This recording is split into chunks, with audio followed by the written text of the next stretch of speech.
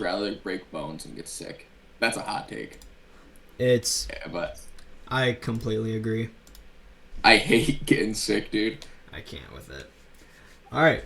We are recording Future Champs podcast. My name is Carson Deming. We're back. You want to introduce yourself? Yeah, I'm Rylen Dickey. I'm from Quincy, Michigan, and I play offensive and defensive line. Awesome. Awesome. Well, for anybody that doesn't know, Rylan Dickey, you went here how long? Yeah, I was in like third grade, I think, is when I moved. But I was on that Buchanan team with Coach Seddon and all the guys and everyone. So yeah, Yeah. Literally, it's like crazy. Ever since all of those guys, like just since we were all that little, like it's crazy to think that like everybody still plays football. Like, that's great. I wish I could be there with you guys. It'd be so fun. I For Quincy, we have like good athletes in the school, but it's nothing like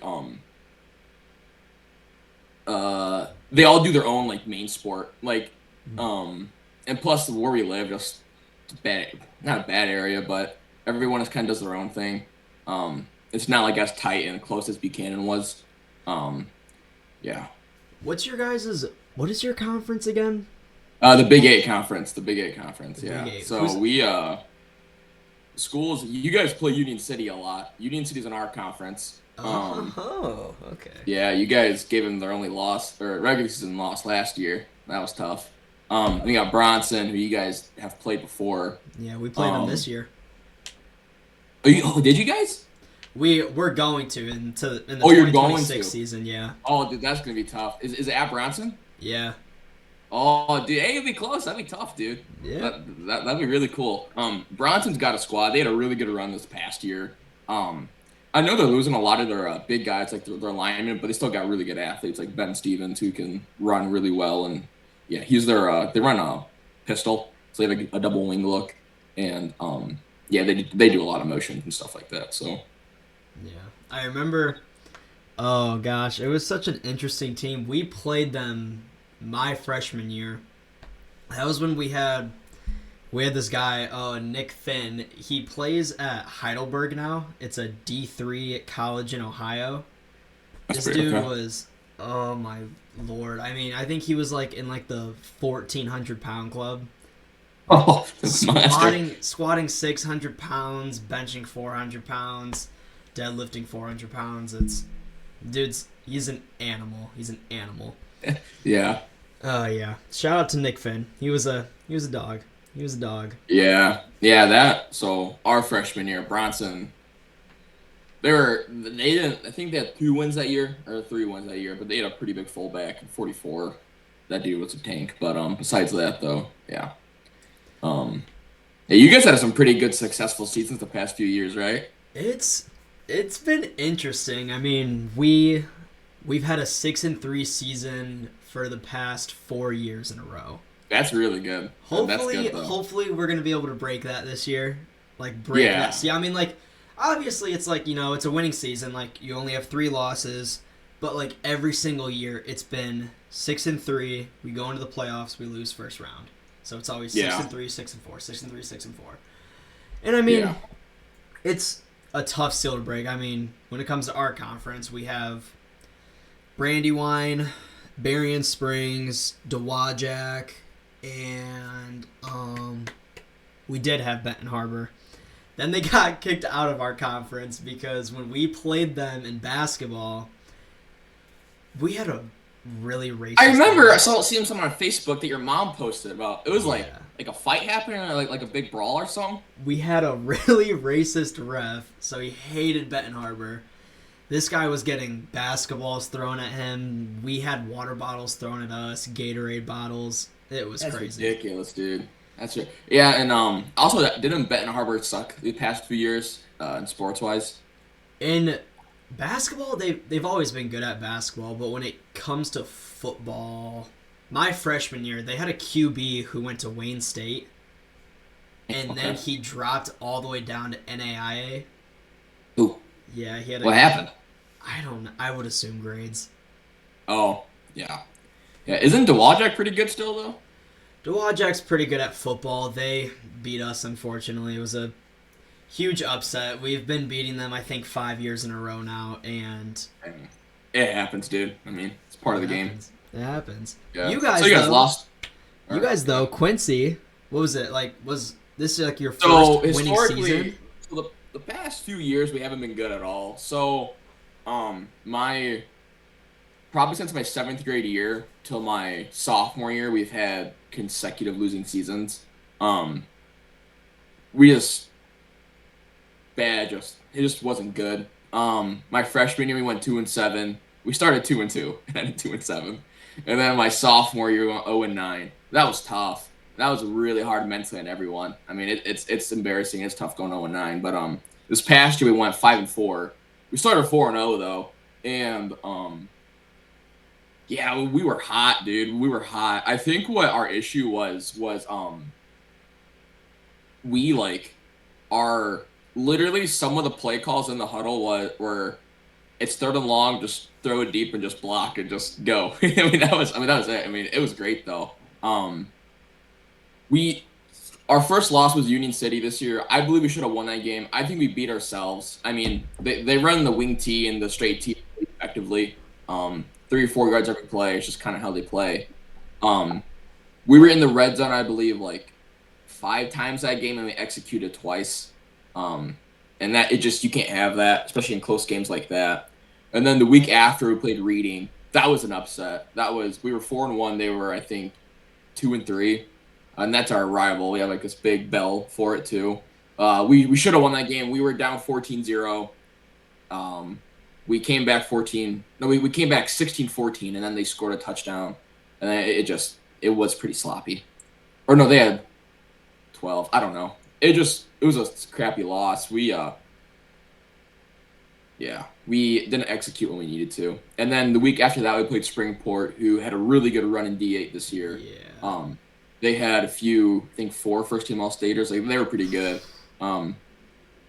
We lost 20-32 against them, which at the time of that game, we scored the most they've ever put up all year, and they're averaging 4 points a game that game or that year or until that point.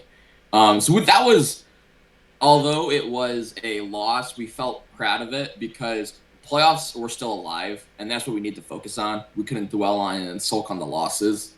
And then after Springport happened, it was Maple Valley who we beat on a game-winning field goal, which was a surreal moment, I'm not going to lie, because our kicker, Noah, who's also our star wide receiver, some days he's like Matt Prater, other days he's like a JV kicker, but he drilled like a 20-something yard field goal. I mean, it was pretty, and it was nuts. And then that was, so week 9, we're heading into the year 5-3 with a 6-3 record on the table or a 5-4 on the table. And if we win, we're pretty much in playoffs. And if we lose, we're out. And unfortunately, that week, people were sick. Injuries were pretty ridden. We were just thin on paper. So we had a mental week of practice more than a physical week of practice. And we just didn't play our best when we needed to. And we lost. And it sucked. It did suck. But, I think everyone on that team that's coming back doesn't want to feel like that again. And I think we know what's on the table. And on paper, our roster looks way better than last year. We're older. We're more developed.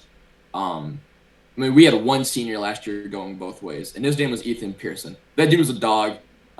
He was our Mike backer and our fullback. I mean, that's just a man if I've ever heard one. And we're gonna miss him for sure. But on paper, everyone's coming back better. And our star running back, Noah Kelly, who led the state in rushing yards for a majority of the season. I mean, he was a sophomore last year. He's coming back. I mean, he's putting in the work. Our whole old line's coming back. Everyone's coming back besides Pearson. And I wish he could be here for it, but he can't. I'm excited for next year, dude. I think 7-2 or 6-3 is very possible in playoff berth. Yeah. It's awesome. And you guys are D7? We are D7. We were D6 last year even. But with people moving schools and transferring, stuff like that, we dropped down.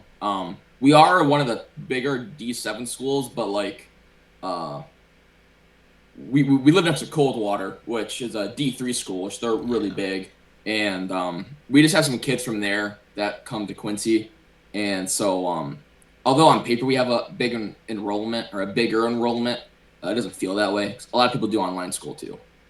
Yeah. Yeah, I've heard about. Geez, I think about. I'm not gonna lie. I think I would rather be in D6 football than D7. We played a D17 this year. We played Millington. Millington's legit, dude. We They're we, we went against Millington. When these dudes walked out, it's just like big, broad shoulders, I huge know. arms, Well, well-defined the thing legs. the thing with D7 and D8 is like with Hudson too. Like, you know Hudson, right? Yeah. Dude, I mean, like, D7 and D8 is the epitome of middle of nowhere farm boys. All they have is the weight rooms and football, and that's it. I mean, it's like Big Ten football out there. Um, the only D6 school that's like obviously there's some really good powerhouses in D. I mean, even in D7 you got Poema Westphalia. I mean, Mhm. whew, I mean they're a powerhouse, and really every like really good D7 school is middle of nowhere, big weight room, and just big boys, and then they just play great. Um, One topic I did want to talk to you about was private schools and public schools.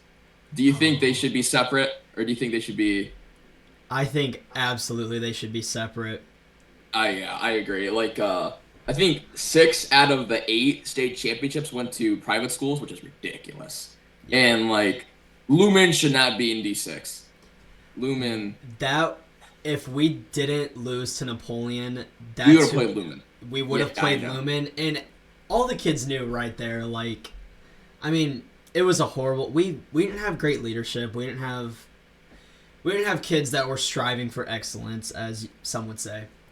And when kids heard that we were gonna play Lumen if we beat Napoleon, a lot of kids were just like, "Well, screw it." Like, you look at their roster; they've got average height of 6'1" to 6'3", and like Yeah. just full of 3 to 4 star athletes. Like, it's ridiculous. But I mean, always love it when a small public school beats a big A private private school. school, it's great. But and although it is pretty discouraging playing a private school like Lumen, or just any private school, I it'd be tough mentally, yeah.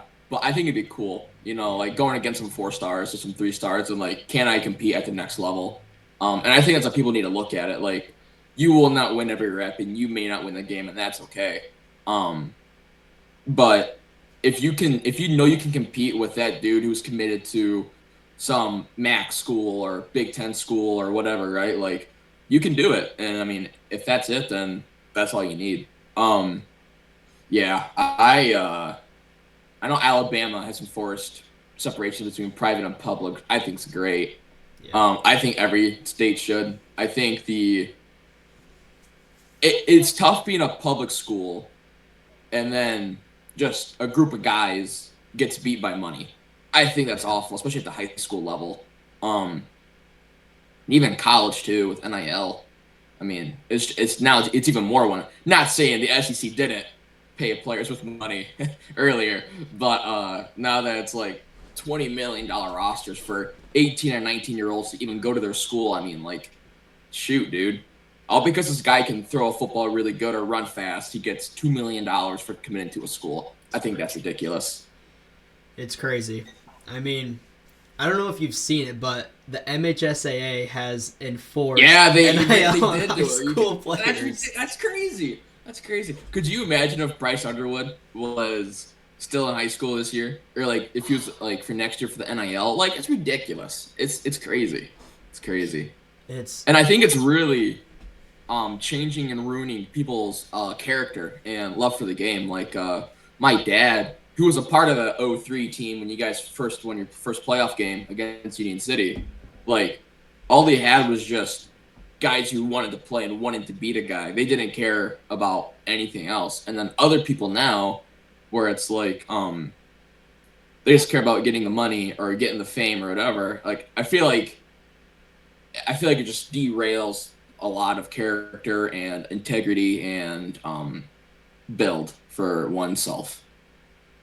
Yeah, I completely agree. I mean, it changes the course of the game for sure. I mean, it's definitely, and like I don't know, like yeah, Bryce Underwood's great, but like if I'm not mistaken, was it Dave Portnoy that offered him 10 million to go to Michigan? Dude, Dave Portnoy, he'll give anyone anything to go to Michigan. I mean, that dude will do anything for it. And like, it's tough because then it's just like you're paying for, and that's what the NFL's for. I mean, like, obviously more to it than just that, but like, that's where you give people contracts. Not, I will never agree with 18-year-old or 19-year-olds who are good at throwing a football or who's really strong and big are getting more money than people who are going to med school or law school to help better the environment or better the world. I think that's ridiculous, but it's entertainment. So Yeah, absolutely. I mean, I don't know. My philosophy has always been, if you can ball, then you can ball. If you can't, then you can't. It's just I don't know. It's ridiculous. I can't even like put words into it to describe it. It's it's crazy. also discouraging. Like, let's say you're going against some really good wide receiver and you're a cornerback. This dude's making X amount of money, and for being a senior, and then like it's just tough, and I feel like it discourages kids too. But it also might help the drive to make him be better, so then get the money. But yeah, that's my opinion on the whole NIL and high school funding and everything like that. But there are situations where it is good though, where a star athlete doesn't have a great home life, and then they get money to help their family. That's great. But some of those Cali kids, who Yeah. they don't deserve it. Yeah. But It's crazy. One thing that I do like about college football now is I like that it's starting to turn like with all college sports, honestly. I like how the more and more we're getting into college, I feel like there's more and more Cinderella stories. that dude, Indiana, prime example. Like Yeah. that team was just a group of guys that were underlooked. Like 3 to 4 stars, even some 2 stars. And they just wanted to ball out and just play. Yeah. And coaches believed in them, and they believed in each other. And shoot, I mean, they upset the world. I mean, Yeah. like it's crazy. And I love Fernando Mendoza. I hope Las Vegas does him good. If not, I'll be so sad. But like I think that's an epitome of like money won't buy money. Like, sorry, money won't buy championships. Like, obviously they did use NIL to get players and stuff like that, but like not to the big name players as Ohio State or Oregon. They just had a group of guys that wanted to win. They worked really hard at it, and it showed. I mean, when you have a charismatic guy like Fernando who's so uplifting, it really helps the team, and it really helps the brotherhood and the bonds. And with Kurt Signetti, I mean, that dude is probably as like smash mouth football old school as you can get, but he's smart with it. And like, if you just have a group of guys that believe in what you want to do, and um, a group of guys that want the same goal, anything's possible. Yeah. I mean, it's crazy how far coaching can get you. I definitely do think Signetti played a huge part in that. I thought Yeah, for sure. I'm not gonna lie, I thought he was super corny at first with like the whole like straight face and everything. Like seeing that on TV, seeing the clips on the internet, I was like, who does this guy think he is? But then like at the end of the national championship, he's like, I think I'm gonna go home and I'm gonna grab a beer. Here, just I'm like, relax. okay, this guy's actually like he is a person. Like he's Yeah, got characteristic, and I love that. Like coaching, it can go so far. It can go so far. it can. And I think probably the Coach Signetti's philosophy that I love the most is that the reason why he's so nonchalant, if you will, and like so mellow and like focused and like hard on his players is because he expects them to give him 110% every play. So therefore, he owes them 110% every play. And I think that's great. I mean, same with Nick Saban. When they're up 50 points, he's still getting mad at his players for messing up an assignment. And I think that goes down to your core beliefs, what you teach your students and your athletes, and how you develop them as a human and as an athlete. And I think that's great principles and a great philosophy. Yeah, absolutely.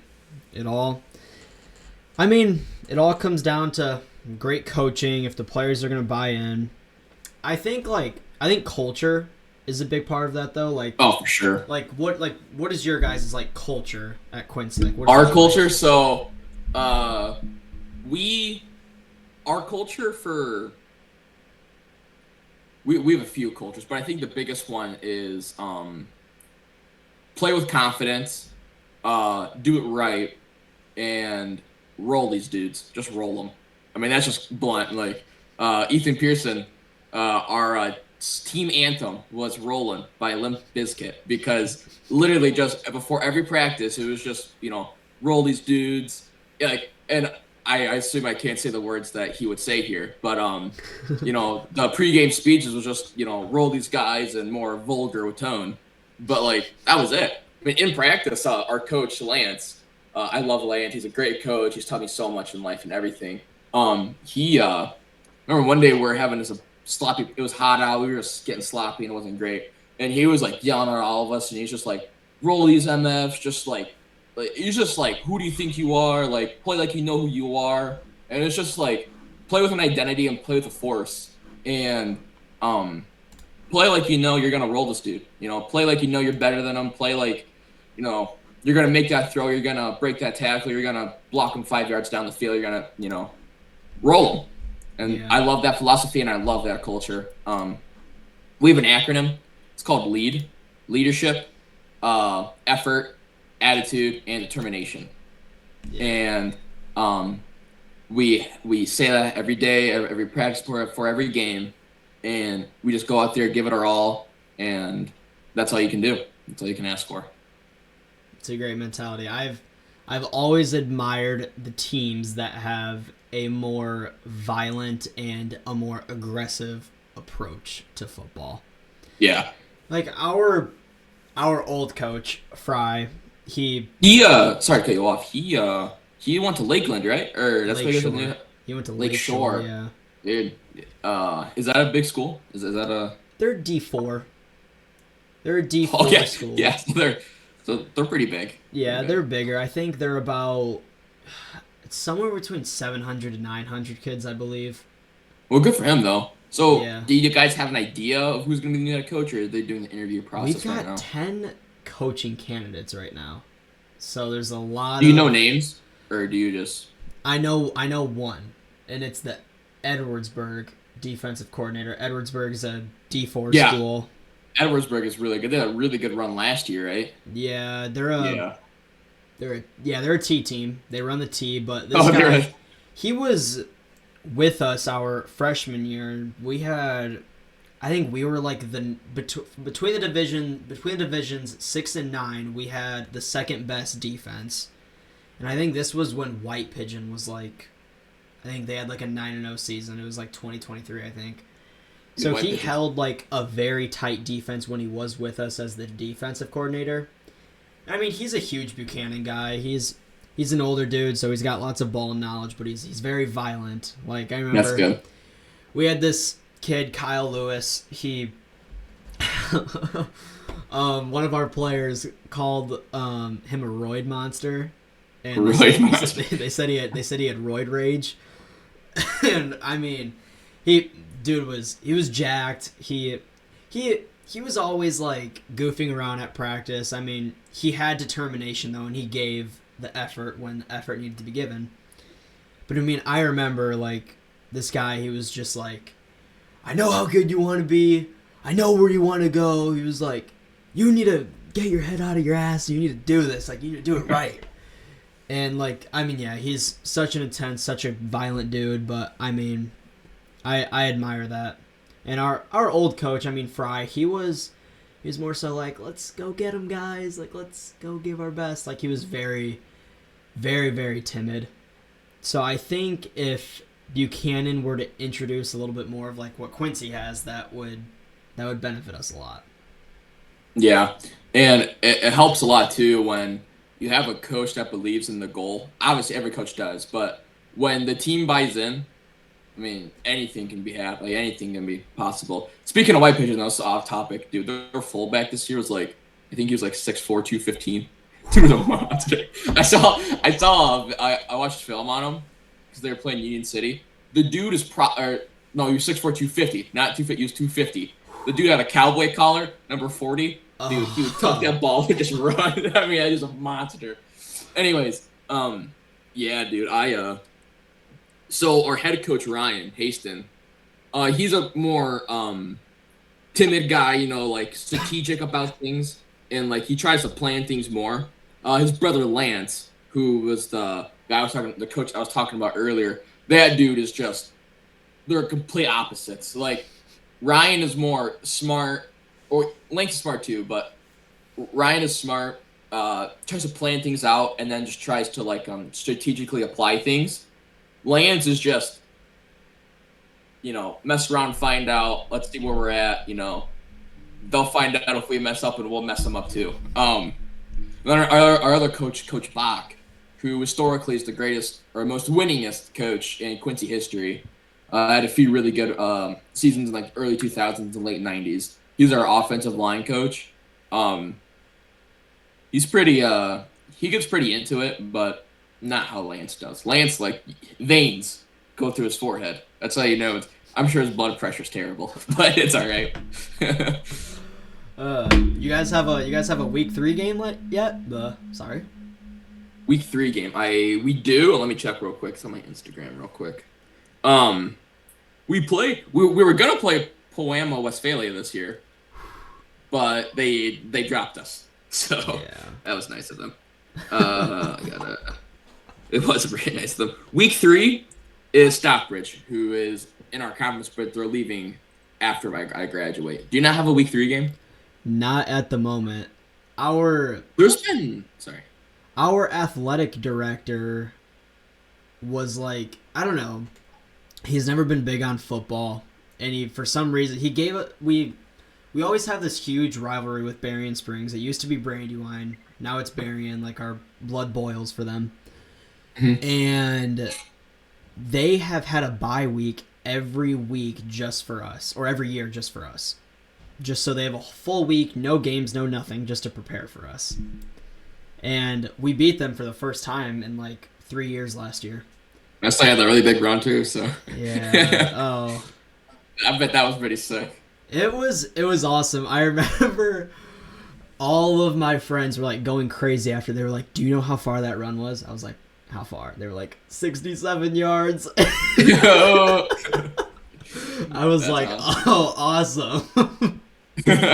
But yeah, we don't have a week 3. That's why I was asking. And yeah. So our gap was week 6, and Poema was the only school somewhat our size to be similar, and then they dropped us to get a bigger school, I think.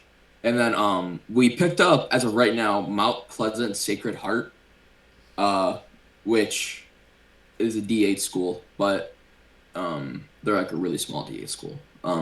That is October 2nd. So your empty game is the 9/11. Yeah. Yeah. Week 3 is me. I always like having games on like big, like 9/11. That's a cool one. Our senior night on the 23rd is against Reading. So that's really cool because we have the battle for the bell. So like the winner gets a bell, and then you bring spray paint, and if you win, you like spray paint it on the field. We lost this past year, so that sucks. But it'd be pretty cool senior night going out with a bang like that. Because my first ever regular season win was my freshman year, and we played Reading week 2, and I got a big 3rd down tackle in that game. Yeah, I did. I think it'd be a really cool full circle moment, being my first regular season win being against Reading, and my last regular season win be against Reading. That'd be pretty cool. That'd be awesome.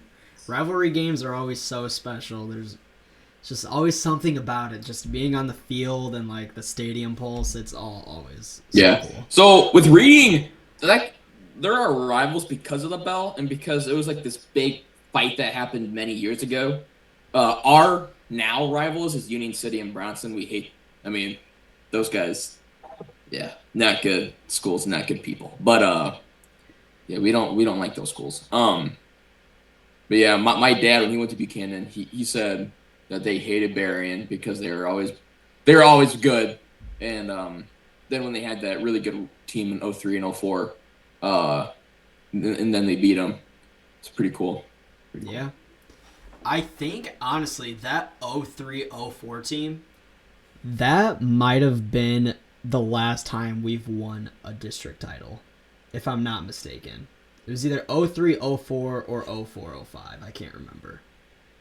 I don't. I think it was '03 '04 because they beat Union City, but then didn't they play Constantine after that? I think so. For I don't even know for how long now, we've always played Constantine in the district finals. And now they're in your guys' division. Now they're in D7. Yeah, dude, it's not fun. You were like spot on about it. Like just straight farm boys and kids that hit the bottom hard. Like it's because bigger schools like Coldwater and stuff like that, like they're more air raidy. They got quarterbacks. My friend Drayson from Coldwater. He's like a 3-star, 4-star prospect right now. I'm pretty sure he can sling the rock. Good for him. Great. And I think they're pretty spread out because they have a really good quarterback, and they have a lot of skill guys too. But small schools Hudson, shoot, they have that really really good running back. It's a sophomore, I think, and their whole line's like 6'5", 300 pounds. Literally, 22 cross can just run. That's all they got to do. It's just who's stronger and who's bigger, and that's who's going to win the game in the trenches, anyways. But yeah, it's crazy. I think the most air raid team I've ever seen at this size is Springport. They run a spread offense for sure. But besides that, there really isn't a whole lot of pass heavy teams like true pass heavy teams. Yeah. I remember after we got knocked out round 1, just looking at all the games on my phone, and all the games that I was the most interested in were the D6 through D8 games. D6 I didn't care that much. It's Lumen. They're obviously gonna win the state title. They now hold the most state titles, and they're a D6 team. And I remember watching the D7 games and D8 games. Schoolcraft, that was very unexpected in my opinion, seeing them go all the way. Schoolcraft they're always going to be a good team, but never state championship good. They're always regional or Hanover actually had a really good run this past year. They lost to Schoolcraft in the one before regionals, or maybe it was regionals. I don't remember. But last year they were first round exited by Union City, and this past year they beat Union City. They then beat Bronson, and they lost to Schoolcraft. But yeah, they were 0-9 4 years ago. Now they're playoff contenders. Their running back Austin, that dude is so fast. His strides are I swear 10 yards. That dude is so fast. Yeah, they run the wing T. Bronson is a pistol. They just do a lot of motions and a lot of jet sweeps and stuff like that. Schoolcraft is pretty. They can throw it pretty good. They can also run pretty well. Was another team that was Clinton actually had a Cinderella run this year, dude. They were the ones that beat Millington, I remember. And SMCC. They beat them both. That's so crazy. They beat both. They beat the two. So the 2 year ago state champ and the past year state champ, and then they lost to Schoolcraft. It was a pretty big loss. I think it was 20 points. It was a pretty big loss. Yeah. And then Schoolcraft lost to some M school. I forgot the name. They're the Maroon. That's all I know. Yeah. But yeah, dude, they seeing some of those guys play, it really makes you wonder how they practice. Our practices are pretty team time, position group, then live. But we think that's pretty tough sometimes, but then we want to see Hudson, who's just dominates everyone. You just want to know how they practice. I would love to go to one of their practices and just see how they do things. Yeah, just seeing everybody's philosophy, that would definitely That would definitely be a huge contributor, just to like to your program. Just like, how do you guys do it? Like, I remember our coach talked to the Millington head coach at a conference. He was like, "What do you guys do? Like, how are your players so big, so athletic? Like, how are you guys so fundamentally sound?" And their coach was like, "Weight room." They were like, Yeah, I know. It's literally, they were like, everybody it's just all buys about into the weight room. In the summertime, more than half of these kids are out in the fields baling hay. it. Yeah, no kidding. Like, But it's crazy. it's when Union City had that really good team this past year and the year before that. I mean, they ran the T to us. I mean, they had a perfect T team. I mean, they were like huge. I mean, you guys played them when they were really good the past year. I mean, they had their big old line. They had really fast running backs. I mean, they just ran straight and nothing you could do about it. Yeah. But yeah, man. I mean, uh, the weight room helps so much, especially with developing a culture and developing a program. Like Exactly. you just got to have a team that believes and wants to buy in. And I I love knowing the fact that I'm gonna like beat this dude every play. There's nothing you can do about it. I Yeah. love that feeling. Yeah. Yeah. I completely agree. It's definitely like nice knowing, and like it's like having that notice of like, oh, our team is bigger, like our team lifts more, our team gets after it more. Yeah. Like that kind of satisfaction going into a game is definitely huge, and it builds up the confidence, it builds up the momentum. But I mean, like, even if you are a weight room team and you're playing a team bigger than you, like, I liked what you said earlier, like, it should give you the confidence that, like, you know what, let's upset these dudes, let's beat them, like, Yeah. let's shock the state, you know? Yeah. Yeah. Like we haven't had well when we were playing Stockbridge this year, their first two games they were 0-2 or 1-1, I can't remember, but they played two ranked teams at the time, Centerville and Leslie, and I mean we were going into it like, well, shoot, like they played two really good teams, we played two okay teams, like we're gonna see how it goes. I mean, we beat them like 40 to something, but I mean they scored like two touchdowns in like the final 2 minutes, but we were gonna win, so I don't really count those, but whatever. Yeah. Like I think even though they may be bigger than you, knowing you hit the weight room and knowing like you have confidence in your plays and confidence in your assignment and what you're gonna do, like I mean I can be a buck 20 and like 5'6", but if I know what I'm doing and if I trust it more, I will beat you, and that's all there is to it. Yeah, absolutely.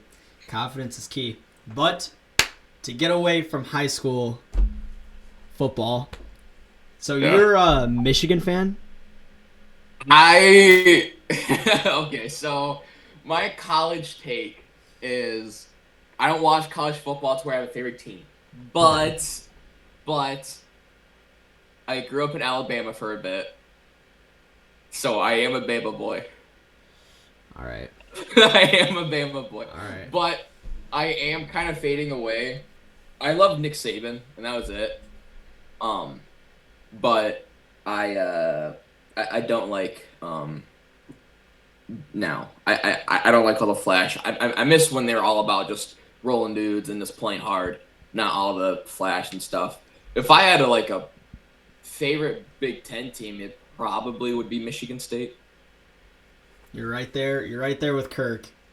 He's Well, you're a Notre Dame fan, bro. I don't want to hear nothing, dude. I love Notre Dame. That's what I was just about to talk about. Like, oh, the playoffs. It still just it makes me itch my skin, dude. I don't What? know.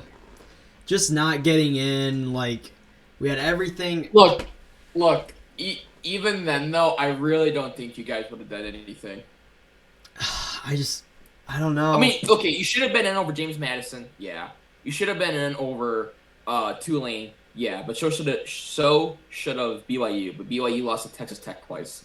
The issue is I hate the like agreements they make. Like if Notre Dame makes the top 12, they're in. Like that's stupid. Yeah, the I auto do bid is feel dumb. I do feel the bids are dumb. I think it should just be the top 12 teams, and that's just it.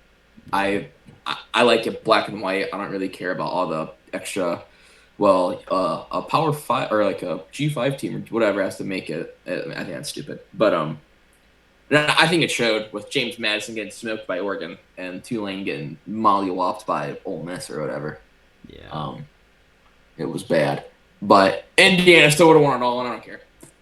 They were different. I mean, Dude, it was. I think my favorite part about Indiana's game was that they were so fundamentally sound. Like, if you watch I love offense, but I'd much rather watch a dominant defense over a dominant offense any day. I mean, they'd get elite pass rush, elite flow from linebackers. The DBs were always there where they needed to be. It was perfect. It was perfect. I loved watching it. Loved yeah. it. The playoffs were definitely they were interesting this year. I was rooting for Ole Miss for a lot of it. Yeah, Trinidad. That was a really cool story from Yeah. from Fresno State and stuff like that. I think it was so cool. I've always wanted to go to the college that he used to go to, and like just like seeing his success and like I don't know, he was a different breed, and like you're going from a D2 school to playing in the college football playoffs at Ole Miss, like just that transition, that's just crazy. And he balled out. He did terrific. And I think it shows too that it is possible to go from that level to the next level. But also with Ferris State, I mean they're dominant. I mean, like I'm sure most of those guys could transfer to D1 if they wanted to and have some success. But yeah, dude. What's your thoughts on the whole Lane Kiffin situation? I know it's kind of old, but what were your thoughts on it? I mean, he's a good coach. I think he's done his time at Ole Miss. I think it's definitely. I don't think he should have left when he had to. I mean, I do like Ole Miss's Yeah. new coach though. That guy's a dog, but I think it would have been best if he left before. But didn't he have to leave? when he Yeah, did? it was something about like the contract was like like the deadline. It was Yeah, it was something like that. closing. But yeah. Hey, do you got Seattle or the Patriots tonight? I have Seattle. Yeah, I think Seattle's gonna win. I think it's either gonna be a blowout or it's gonna be a game-winning field goal. I already did ask him. It's Kirk. Kirk's in here. Crossover. What up, Kirk? What's going on, buddy? How are ya? Good, man. Good. Good. Week 3. He said they had Hey. a week 3. I'm sure they Yeah, have a big conference. Our week 3 is a conference game. Are you Our guys week D7 6 or is D8 this year. we're D7 still. Oh, that's good. You might run into the Bobcats in the playoffs. Yeah, I know it's funny. All right. Have fun. Yep. Thank you. Oh, Kirk. He's from Leslie, which we're gonna play them this year. Oh, he's from Leslie. That's cool. Yeah, it'll be. He said we're gonna walk into the stadium. They're gonna have a bunch of F Coach Schaefer signs. Did he coach there? He played there, coached there. Really? He did it all there. So is he an assistant to you guys, or is he a?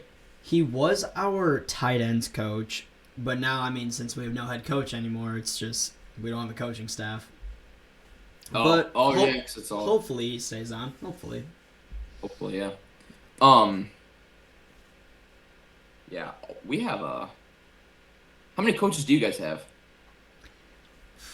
We have, let's see, we have a JV head coach, 3 line coaches, Kirk head coach, DBs, geez, I'd say roughly 8. Are those all paid or are some voluntary? There's only one that's unpaid. We have like 5 coaches. Okay. Are you going like total throughout the whole program or just varsity? Just varsity. Oh yeah, we have Just varsity. We have varsity. 8 coaches. It's Just varsity for us. We have 3.5 because our JV head coach is the varsity defensive coordinator. I'm gonna count that as a half. But we have 3.5. Yeah. I think that's a good number. I think 3.5. Yeah, that's good. It's nice having more though, because then you get more individual time if you have if you're able. But without them, it's fine, I guess. Yeah. Yeah, well, I think that's all I have. I mean, Great. Yeah, dude. Yeah. thank you for All right, joining dude. me. It was Yeah. awesome Thanks for talking having to me. you. Thanks for having It's me. good luck to you guys. Yeah. Yeah. You too, guys. Yeah. Take care. 6-3, All right. 7-2. I'm rooting for you guys. Thanks. Yeah. You too, guys. All right. See you, man. See ya. All right, bye.